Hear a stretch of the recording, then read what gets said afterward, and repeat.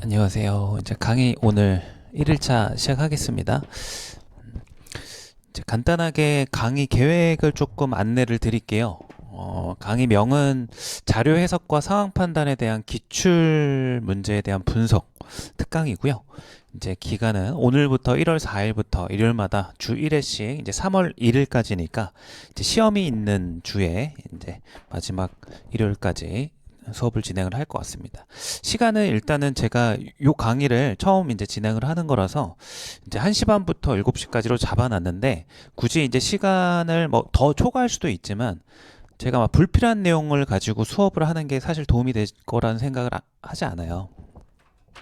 그래서 만약에 수업 내용 안에서 그 해당 연도에 대한 컨텐츠가 마땅한 게 없다 그러면 조금 일찍 끝날 수도 있을 것 같습니다. 그래서 뭐 여러 가지로 그런 것들이 문제 없게끔 어떤 수강 계획을 잡아놨거든요. 그래서 뭐 혹시라도 좀 일찍 끝나더라도 그렇게 생각해 주시면 될 것 같습니다. 교재는 항상 이제 오늘은 2017년도를 시작으로 진행을 하고요. 이제 매주마다 한 개년도씩 이제 이후로 진행이 된다라고 생각하시면 돼요. 아마 이제 다음 주는 2018년도 문제를 가지고 분석을 할 것 같습니다. 자, 그래서 이제 강의 참여 시마다 그 해당 연도에 대한 문제풀이를 꼭 좀 진행을 해서 참여해 주시기를 부탁드리고요. 그리고 그 문제에 대한 뭐 프린트물이라든지 아니면 뭐 패드 같은 것들을 이용해서 지참하셔가지고 강의를 들어주셔야 될 것 같아요. 물론 문제를 화면에도 띄우는데 자기가 풀었던 거를 좀 비교하는 형식으로 여러분들이 학습을 해 주시길 바랍니다. 자, 강의 목표는 뭐 그냥 간략하게 이제 분석하는 게 이제 첫 번째고요. 이제 분석은 이제 난이도 분석하고 유형 분석, 이제 실제적으로 내용 분석 뭐 이런 것들을 하고 나서 이제 종합적으로 그걸 토대로 어떤 이제 시험에 대한 전반적인 운영에 대한 전략을 이제 수립하는 걸 목표로 합니다.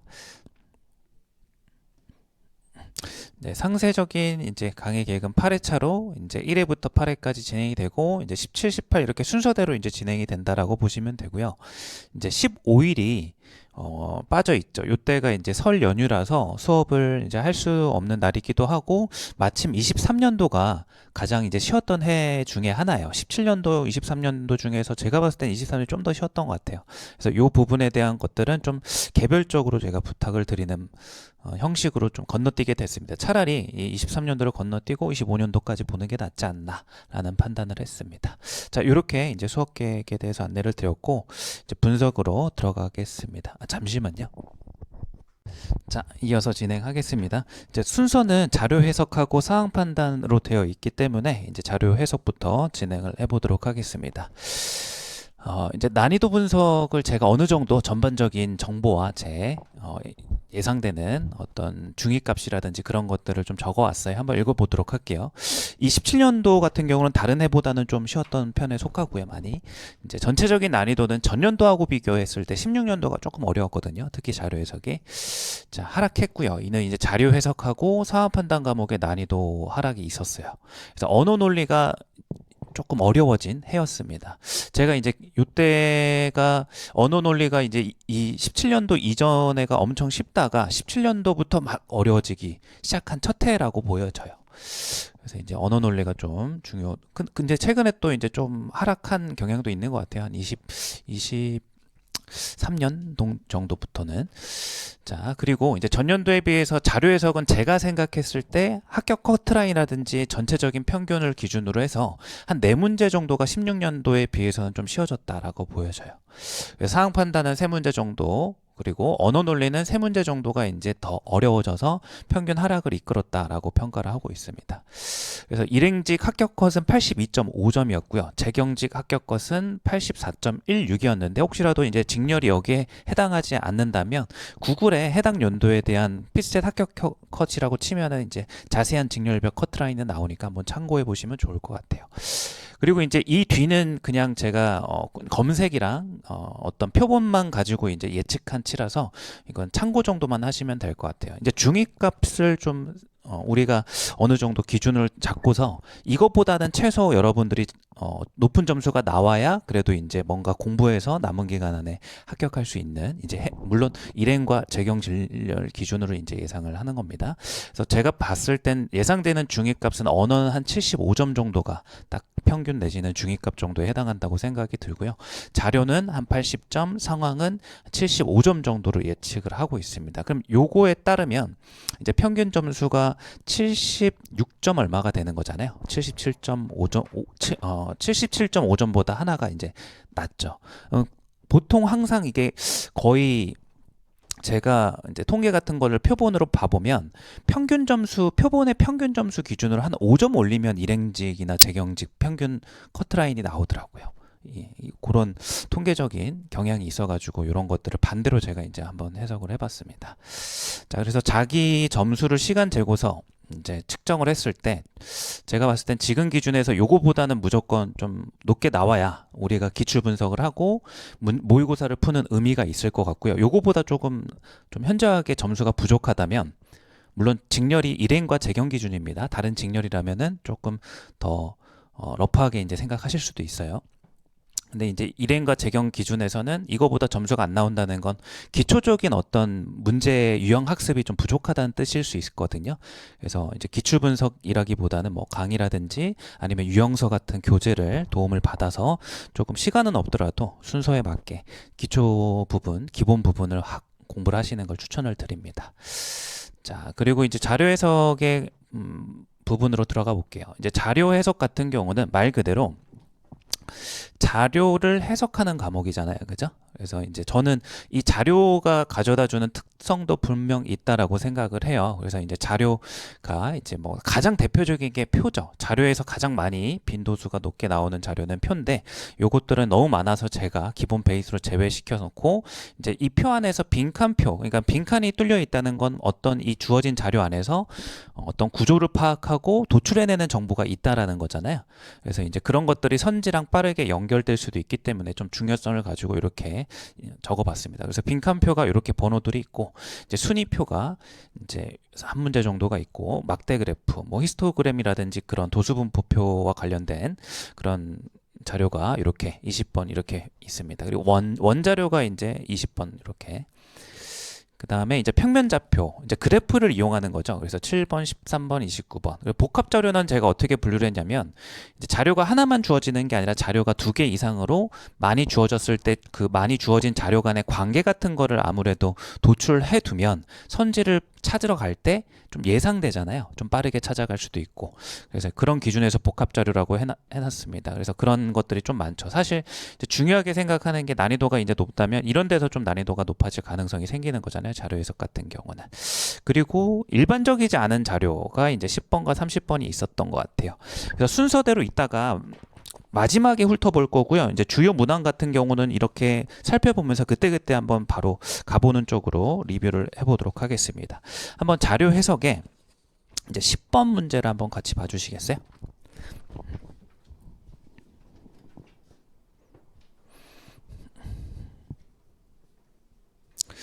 자, 10번 문항을 보시면 이제 표는 표인데 이거를 왜 기타에다 제가 넣어놨냐면 조금 특이하잖아요. 그래서 자, 다음 표는 A부터 F로만 구성된 갑반의 학생의 1대1 채팅반 참여 현황을 표시한 거다. 규칙에 근거해 옳은 것을 이제 찾으시오. 이제 발문만 봤을 때는 옳고 그른 일치부한 문제 같은데 주어진 표가 약간 특이하죠. 그래서 표가 학생이 A부터 E까지 있고 여기에는 이제 또 A가 없는데 이제 B, C, D, E, F가 거꾸로 이렇게 나열되어 있는 구조를 볼 수 있어요. 그래서 형식 겉에 나와 있는 표라는 것은 익숙하지만 이 내부에 배치되어 있는 이 칸들의 구조가 굉장히 낯설다. 라고 느껴졌어요. 처음에 저도.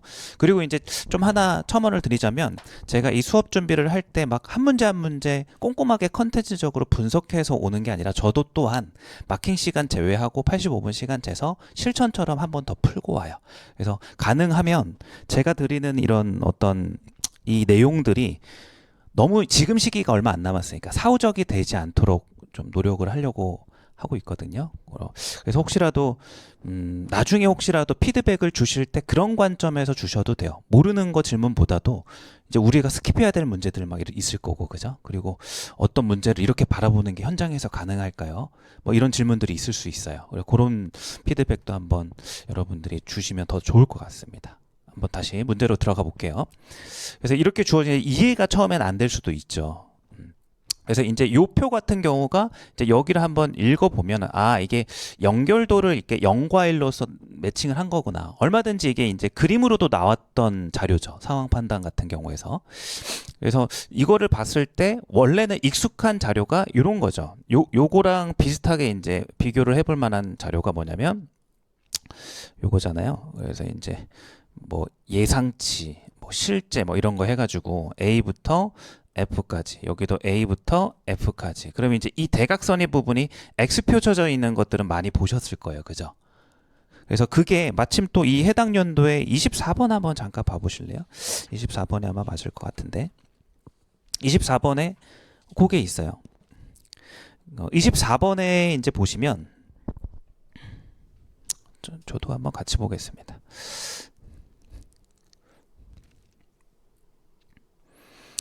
여기에 이제 추정 결함 원인, 그리고 이제 추정에 대한 칸이 있고, 그 다음에 실제 결함 원인, 이제 실제적으로 발생하는 칸이 있는 거죠. 그죠? 그래서 이제 요게 요 대각선에 의미하는 게 이제 어떻게 되는 거죠? 어떻게 보면 이제 실제 일치하는 구조가 되는 거죠. 그죠? 그럼 10번에 있는 표하고 비교를 해보면 10번에 있는 표는 이 대각선을 전부 다 삭제를 시킨 거예요.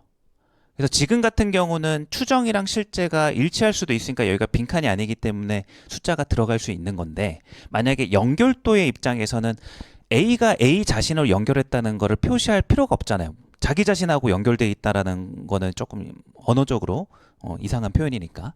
그래서 여기가 전부 다 000으로 들어가는 거니까 여기가 이제 대각선이 삭제가 된 거죠. 그리고 연결도의 입장에서는 예를 들어서 여기가 A고 여기가 C라고 치면 얘가 A가 C하고 연결된 이 부분이나 거꾸로 여기 A를 기준으로 여기 C하고 연결된 부분하고 서로 어떻죠? 같단 말이죠. 대칭성을 보통 갖는단 말이죠. 그죠? 그러니까 필요 없는 정보들을 다 삭제해서 만든 게 10번의 표라고 이제 인지를 하시면 혹시라도 또 나왔을 때 빠르게 인지를 할 수 있지 않을까 라는 생각을 하고 이제 요 표를 한번 우리가 다시 한번 살펴보자라는 겁니다. 그래서 이제 이것들을 우리가 그러면은 다시 이제 요거에 관련된 24번을 조금 여기에 맞게끔 표시를 한번 해보면 실제로는 이제 여기 부분에 A부터 F까지가 들어가고 여기 세로도 A부터 F까지가 들어가는데 여기는 전부 다 빵빵빵이 되는 거니까 여기가 이제 원래는 삭제가 됐던 거죠. 그죠? 그리고 이제 원래는 여기하고 여기가 뭘 갖는 거죠? 이 구조상에서 대칭성을 원래 갖는 거니까 한쪽을 삭제해도 이 표에 나와 있는 정보는 변함이 없는 거예요. 그러니까 약간 뭔가 필요 없는 것들을 삭제시키면서 되게 불친절한 표 제시가 된 거죠. 근데 하나 더 있죠. 이제 이 두 가지만 있는 게 아니라 대각선 삭제하고 대칭성이니까 한쪽 없애고 끝나지 않았어요. 여기서 보시면 얘는 또 B, C, D, E, F로 이렇게 순서를 바꿔놨어요. 약간 조작을 건든 거죠. 그죠? 뭔가 표는 익숙한 형태지만 순서 또한 이렇게 역순으로 이렇게 주어졌다라는 거 특이한 것 같아요. 제 생각에는. 그래서 뭐 이런 문제마다 현장에 갔을 때는 우리가 긴장도 하고 있고 또 문제마다 새로운 유형의 표다 이렇게 와서 혼란스럽게 이제 인식될 수 있는데 어느 정도 또 반복될 가능성이 있다면 우리가 기존에 익숙했던 유형으로부터 이런 것들을 한번 다시 한번 보는 것도 괜찮을 것 같아요. 그래서 이제 이 문항을 봤을 때 저는 이렇게 표시를 했던 것 같아요. 그럼 이제 결국 만약에 일로 한번 돌아가 볼게요. 여기서 A의 연결도를 구하고 싶다 그러면 어떻게 하시면 되는 거예요? 만약에 이 친절한 표의 정보로 주어졌다면 이렇게 가로로 이렇게 하시면은 연결도가 금방 나오죠, 사실. 그죠? 그러니까 대칭성을 그대로 삭제를 안 하고 이게 다 안 돼 있다면 그냥 이렇게 싹 다 더하면 A의 연결도, B의 연결도, C의 연결도가 바로 가로줄의 합 혹은 세로줄의 합으로서 쉽게 구할 수 있는 구조가 되는 거예요. 근데 한번 봐봐요. 여기서 만약에 삭제가 돼 있으니까 이거를 가로로 보는 거나 세로로 보는 게 불가능해졌잖아요. 이제 여기 부분이 없으니까. 그럼 그럴 때 여기는 상관없어요. 전부 다 가로 칸에 있으니까. 근데 두 번째 줄에 있는 칸을 볼 땐 여기가 삭제가 돼 있으니까 여기 대신에 어디를 봐야 될까요? 당연히 이거와 대칭적으로 구조를 가지고 있는 여기를 봐야 되겠죠. 그러니까 아이고 왜 이렇게 됐죠? 이렇게 봐야 되는 거예요. 이해할 수 있나요? 이거는 내용과 상관없이 우리가 앞으로 계속 적용할 수 있는 흐름이니까 이렇게 보게 되는 거예요. 그죠? 이제 세 번째 줄 보자면 이렇게 볼 수가 없잖아요. 왜냐하면 여기하고 여기가 삭제가 되니까. 근데 이제 대칭성에 의해서 얘하고 얘가 있는 정보가 당연히 여기 있겠죠. 그죠? 그러니까 어떻게 확인해? 이렇게 확인해야 되는 거죠. 약간 니은 형식으로. 그러면 그걸 생각을 하고 있었으면 여러분들이 이런 것들이 좀 변형돼서 나왔더라도 뭐 바로 하면 가장 좋고 좀 시간을 해서 그냥 하나하나 이렇게 찾아가는 것보다 여러분들이 이제 구조를 좀 빨리 파악할 수 있다는 거예요. 한번 생각해 보실까요? 어떻게 해야 이제 A는 요거 가로줄을 다 더하면 아, E하고 B하고 연결된 E의 연결도를 가지는구나. 그죠? 근데 이제 B는 얼마를 가지죠? B는 여기를 더하고 여기가 없는 이쪽이 없는데 이제 누구가 빠진 거예요? 보시면 A가 빠진 거잖아요. 그죠? 근데 역순으로 해니까 대칭성으로 막 바로 안 찾아지잖아요. 그죠? 근데 그냥 한번 찾아본다 그러면 여기잖아요. 여기. 그죠? 그래서 이제 요거를 제가 한번 쭉 B의 연결도를 한 번에 찾을 수 있는 흐름을 본다면 이렇게 되는 거죠. C의 연결도를 한 번에 보자면 어디죠? 당연히 이제 이 가로줄이고 여기가 없는데 뭐가 없는 거죠? 보시면 DEF인데 순서가 이렇게 가는 거니까 AB가 없는 거잖아요. 그죠? 그게 어디 있어요? 여기 있는 거죠. 여기. 그래서 이제 요 정도만 하시면 아, 이렇게 확인하면 금방 확인하겠구나 라는 거죠. 그래서 저는 요거는 실전에서 물론 저도 약간 시간을 재고 풀었을 때 내가 적용한 것들이 있고요. 근데 적용하지 못한 것도 있어요. 그날의 뭐 컨디션이라든지 그런 거에 따라 좌우되기도 하고. 저는 시간을 재고 풀고 딱 한 과목별로 30분에서 1시간 정도만 제가 푼 거를 다시 리뷰한 다음에 아, 내가 실전에서 내가 얘기했던 게 이건데 이거 썼어야 되는데 그런 것들도 여기에도 이제 내용을 포함시킬 거예요. 근데 요거는 저도 실전에서 생각했던 겁니다. 확인을 할 때. 그래서 이제 요 표와 관련해서 문제 자체가 어려운 건 아니죠. 근데 이제 이 표와 관련해서 이제 이런 것들을 이제 여러분들이 좀 발견하면 더 좋지 않을까. 근데 그 발견을 이 표 하나만으로 이렇게 국한시키기보다는 이 녀석의 원래 우리한테 친숙한 형태가 요거였고 그 변화 과정이 어땠는지도 한번 정리를 한번 생각을 간단히 해보세요. 뭐 우리가 필살 가지고 뭐 학문적으로 깊이 파고드는 건 아니니까요. 자, 이렇게 이제 10번이 좀 특이했던 자료로서 한번 살펴봤고요. 그 다음에 30번도 조금 특이하다고 잡아놨어요. 이 특이하다는 거는 사실 제가 지난 강의를 작년이죠. 이제 작년 12월 초까지 해가지고 기본 강의를 촬영을 진행을 했어요. 그래서 그 기준에서 이제 좀 희귀자료다라고 생각해 주시면 될 것 같아요. 그 30번 문제가 근데 대부분 기출 분석을 한 번 이상 하거나 다른 교재나 강의를 들어보셨다면 사실 기타 자료에 분류가 안 될 수도 있어요. 방사형 이제 도수분포 표니까 그죠? 그렇지만 기본 강의 기준으로는 이제 처음 보는 표라서 한번 볼게요. 그래서 요거에 대해서 간단히 얘기하면 이제 저는 이제 방사형 도수분포표라고 부르는데 이제 넓게 퍼질수록 수치가 큰 거죠, 그죠? 그래서 그 총점이 직관적으로 총점이 높을수록 내부 면적이 이제 커지는 이런 관계가 있죠. 그래서 이제 딱 봐도 여기 바깥 모든 점에서 우월한 이런 녀석이 가장 총점이 크겠구나는 눈으로 시각적으로도 바로 판단할 수 있다는 거예요. 근데 가끔은 이런 것들이 하나가 항목이 이제 조금 줄더라도 전체적으로 준 거 대비 나머지 부분이 편차가 더 큰지로 이제 확인할 수 있는 거죠. 그죠? 그래서 이제 가장 요게 이 자료에 있어서는 제일 첫 번째 시각적인 정보 같아요. 시각적이고 직관적인 이 느낌은 거의 한 1, 2초 내에 파악이 되기 때문에 그런 것들이 어떤 자료를 정리하는데 정보로서 제일 우선순위 1위인 것 같아요. 그 다음에 이제 선지로 들어가 보시면 뭐 예를 들어서 A국의 종합 웰빙 지수는 7 이상이다. 그래서 이런 자료 안에서 이 수치를 정말로 7 이상인지를 확인하는 것은 이제 종합 웰빙 지수는 전체 항목 수분의 각 항목의 웰빙 지수의 합이라고 정의되어 있으니까 어렵지 않게 아 이거는 모든 수치의 평균이다라는 것은 이제 생각을 했을 거예요. 그죠? 어렵지 않죠? 그럼 이제 7 이상이라는 건 평균값이 7 이상이라고 물은 건데 도출하진 않죠. 그죠? 어떻게 가셔야 되는 거죠? 이제 이 평균을 물어볼 때는 우리가 이제 가평균이라고 하는 그래서 가평균을 여러분들이 7 정도로 잡고서 이 가평균으로부터 7보다 초과하면 7 이상이 되는 거고 가평균으로부터 편차가 7 이하가 되면 이제 당연히 이하가 되는 거겠죠. 여기 이상이니까 이제 미만을 따져야 되는 거죠. 그럼 이제 A국 기준에서는 어디죠? 점선이 요 바깥쪽인 거니까 그죠? 그럼 이제 시각적으로도 괜찮고 저는 이제 보통 이렇게 해요. 7점 여기에 딱 기준을 잡아놓고 나중에 선지를 위해서 너무 이걸 더럽히면 좀 안 좋더라고요. 실전에서는.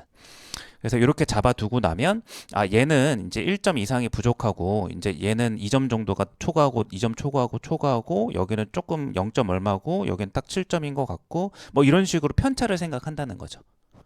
그리고 이제 기본 강의를 이제 들으셨는지 모르겠는데 제가 자료 해석 문제를 풀 때 계산을 정말 웬만하면 안 해요. 웬만하면.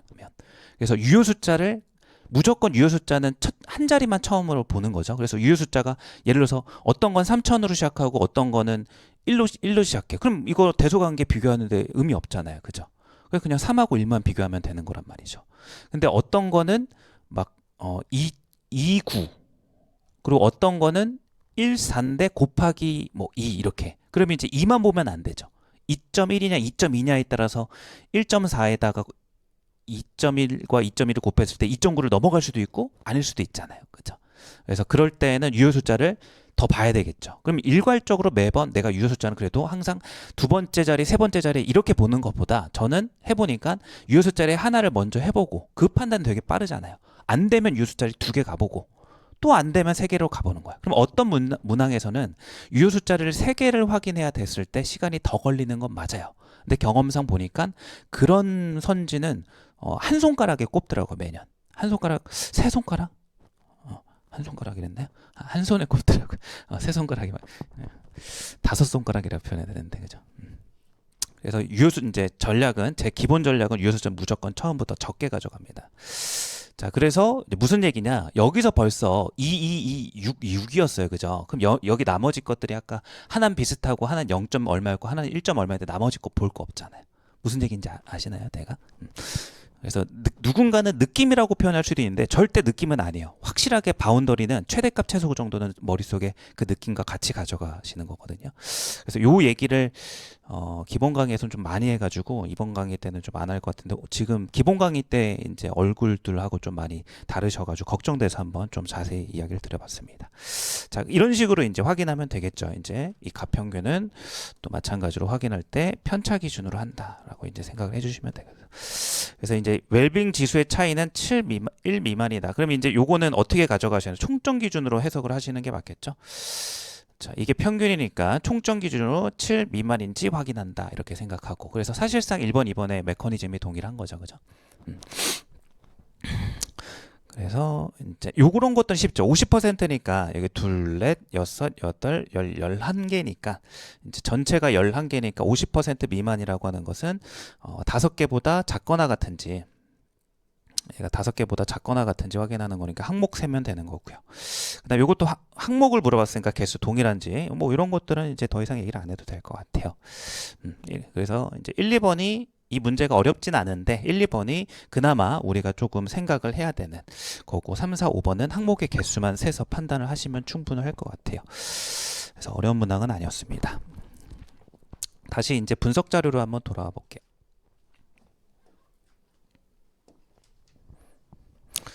그래서 이제 자료 기준으로서 조금 낯선 자료가 제가 봤을 때는 10번, 30번이어가지고 먼저 봤고요. 이제 자료 해석 강의를 저랑 이제 기본 강의 때 목차 유형을 이렇게 나눴었어요. 그래서 저는 이제 자료 해석의 유형을 가장 간단하고 단순한 자료를 읽고 정오 판단하는 그리고 자료를 이제 어떤 항목이냐 아니냐 이렇게 묻는 선지도 있지만 사칙 연산을 이용해서 얼마 이상이냐 얼마 이하냐 뭐 이런 거 자주도 묻잖아요. 그죠? 그래서 그런 가장 기본적인 형태의 유형이 이제 이렇게 있었다. 그리고 제 번호를 적는 이유는 뭐냐면요. 한번 시간 나실 때 혹은 수업 듣고 집에 가셔가지고 본인이 틀린 것들을 한번 동그라미를 자료 기준으로 한번 이렇게 쳐보시고 유형 기준으로 이렇게 한번 쳐보시면 자기가 몰랐던 내가 이런 유형을 많이 틀리네 이런 것도 발견하는 의의가 있을 것 같아가지고 분류를 해놓은 거거든요. 자, 그래서 그렇게 개별적으로도 한번 체크를 해보시길 바랍니다. 이제 대수는 뭐 방정식, 이제 부등식을 뜻하는 유형으로서 이제 그런 것들을 사용할 수 있는 문항들이 이렇게 세 문제 정도로 분류를 해놨고요. 자료 이해가 약간 요거랑 많이 겹쳐요. 이 자료 이해하고 이제 복합 자료가 이제 복합 자료 같은 것들이 주어졌을 때 100%는 아니지만 이 자료를 있는 그대로 그냥 정오 판단하는 이런 것과는 달리 이 자료에 함축되어 있는 정보들이 자료 해석에 조금 난이도가 있기 시작하면 있잖아요. 그래서 여러분들이 선제적으로 자료 해석의 문항에 조금 복잡한 자료들을 나왔을 때 그 구조 파악을 하면서 여기 이 자료를 통해서 뭘 구할 수 있네? 이런 것들을 이해하고 선지를 보기 전에 알고 있으면 여러분들이 순서를 조정해 가지고 좀 빠르게 풀 수 있는 장점이 생기죠. 그래서 그런 유형들을 제가 이렇게 세 번째 줄에다가 이렇게 네 문제 정도가 있다라고 생각을 하고 잡아놨고, 이제 순위 자료 같은 경우는 요것도 표 자료로 많이 나오는데 열려있는 특징이 있죠. 1위부터 예를 들어서 5위가 나온 자료다. 그럼 이제 6등 이하로는 보통 표에 안 나와 있잖아요. 그죠? 그래서 거기에 총계가 나와 있을 때도 있고 그냥 1위부터 5위까지만 나올 때도 있고, 그래서 그 자료 같은 특징이 열려 있다라는 특징이 있기 때문에 따로 목차로 잡아봤습니다. 그리고 이제 통계 자료 같은 경우는 방금도 봤던 거예요, 사실. 그래서 이제 이 통계 자료에 방금 봤던 30번이 이렇게 있잖아요, 그죠? 그래서 요거 같은 경우는 우리가 평균, 그리고 이 평균을 구하는 방법이 가평균도 있었죠, 그죠? 가평균은 편차 같은 것들을 이용했었고, 그 다음에 이 평균을 이제 평균 구하는데 가평균하고 편차만 이용해서 구하는 방법만 있었던 게 아니라 뭐도 있었죠?